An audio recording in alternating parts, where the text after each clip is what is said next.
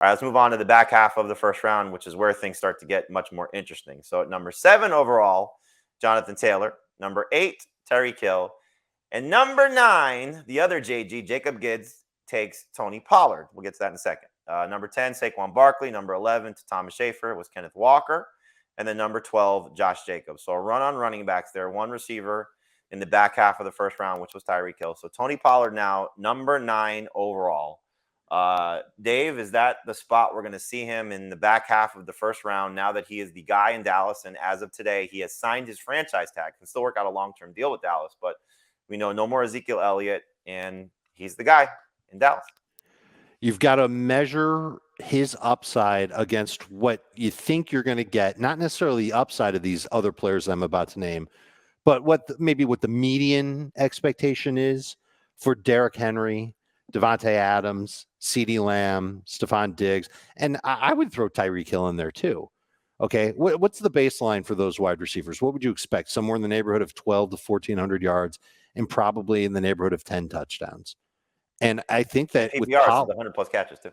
Right, that's true. And Pollard won't get you those catches, but he might be able to do more in terms of yardage and touchdowns.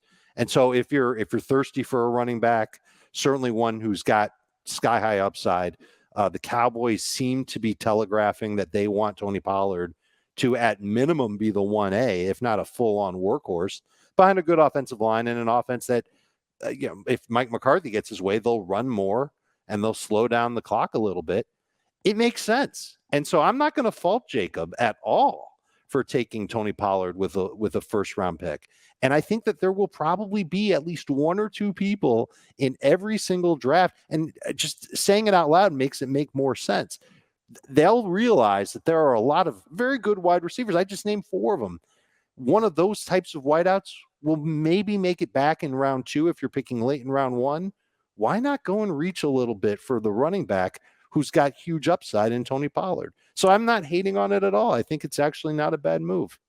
Yeah, I mean, the first one that jumps out to me would be Barkley. I think you could certainly make a case for Pollard if he's going to be the guy. And Jake, he had in the 2 games that Zeke missed last year, Pollard had 54 PPR points in those 2 games. He had a 30-plus point game and a 20-plus point game. And so he was an absolute monster. And so, the ankle injury that he suffered, expected to be fine come week 1, or hopefully by training camp. For me right now, he's behind this group of backs. He's ahead of Josh Jacobs, but he's behind Saquon. He's behind Kenneth Walker. He's also behind Breece Hall for me. But if we get past the NFL draft, he'll be a first-round pick. I just feel like Dallas, knowing their history, where it was, we're going to run DeMarco Murray into the ground, and then we have Zeke. And then we ran Zeke into the ground, and now we have Pollard.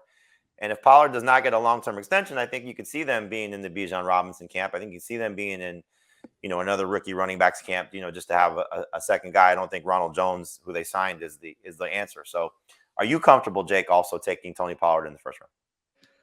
I'm not. I mean, it depends on how you are as a drafter. Personally, I'm very risk averse in my first 2 rounds, and I tend to take my shots towards, I would say, the middle to back end. And obviously, you could say, well, it's not really a shot. He produced last year. He showed it when Zeke was out, scoring what you said, 27 points per game. I'm just timid and risk averse. So someone coming off an injury like that, I will typically shy away, and I would be the one to take a guy like a Kenneth Walker or maybe even a Josh Jacobs over him. But I mean, it's probably the most exciting pick in the draft, and you could end up with one of the best running backs in the league.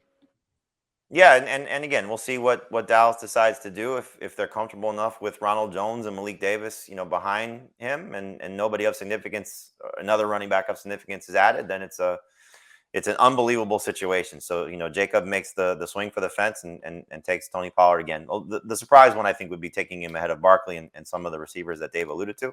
But obviously, he's put himself now in position with the situation in Dallas to be in the first round conversation. So, and Jacob, as he tweeted, he was very comfortable and happy taking Tony Pollard in round 1. So I'll give you round 1 again. It was Justin Jefferson, Christian McCaffrey, Travis Kelce, Cooper Kupp, Austin Eckler at 5, Jamar Chase at 6, Jonathan Taylor at 7, Tyreek Hill, Tony Pollard, Saquon Barkley, Kenneth Walker, Josh Jacobs. Let's go now to round 2.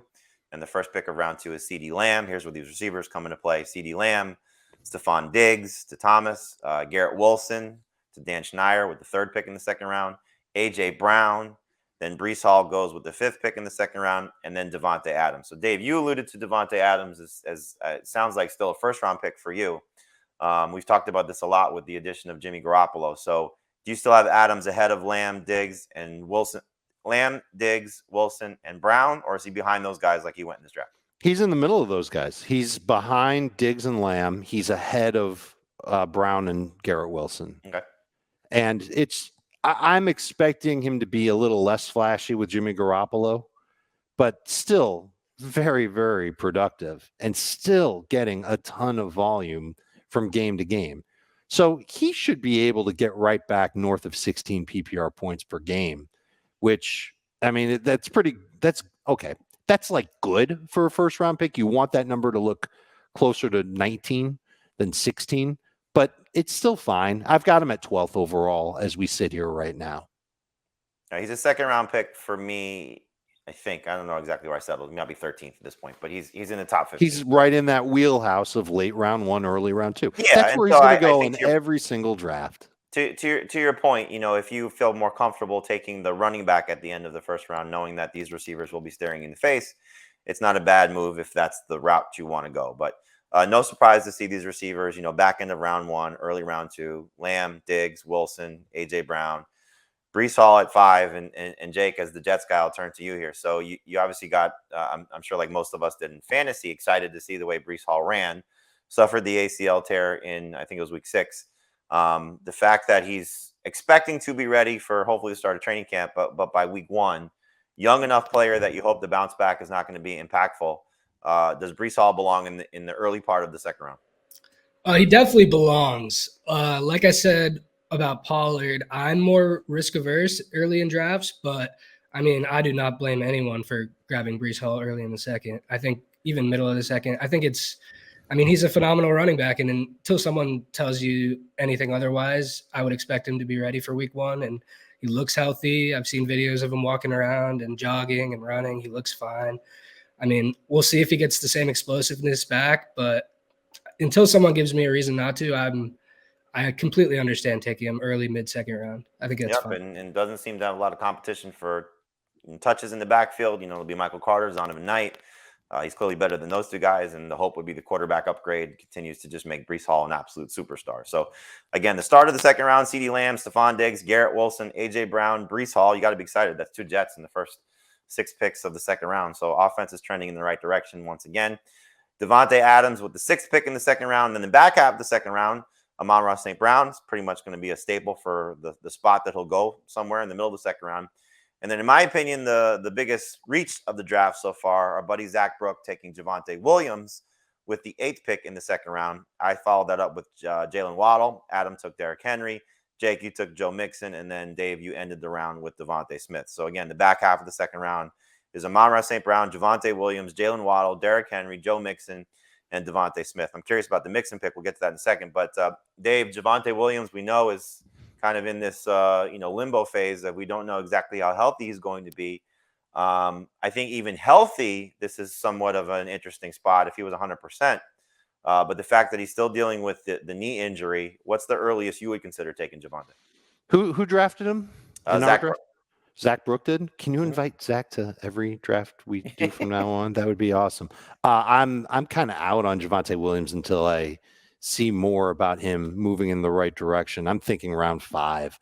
Yeah. I agree with you. This is a reach for Javonte Williams, who he's shown massive flashes. But now that we know it's Sean Payton there, and yes, running backs do well there, you got to be available and you got to be ready to play. Sean Payton's already spent time talking up Latavius Murray. And I imagine that the Broncos are going to be a team that gets involved with one of the running backs in the draft. And they may not be ready to count on Javonte his availability for the start of the year. And so I'm kind of creeping away from Javonte Williams. I'm creeping away from him the way that I probably should be creeping away from Breece Hall too, since he's also coming back from the ACL. But the reports seem a little bit better. And goodness gracious, man, when we saw Breece Hall play, if he had continued his trajectory as a rookie, never suffered a torn ACL, the dude would be a top 5, if not higher pick in a fantasy draft. Agreed? That's where Breece Hall would be? 100%. So that's why he's going in round 2. You're getting him at a discount, but you've got to hope that his ACL heals up. It sounds like Javonte's isn't there yet. And moreover, it sounds like Javonte will almost certainly do a lot of sharing when he is healthy in Denver.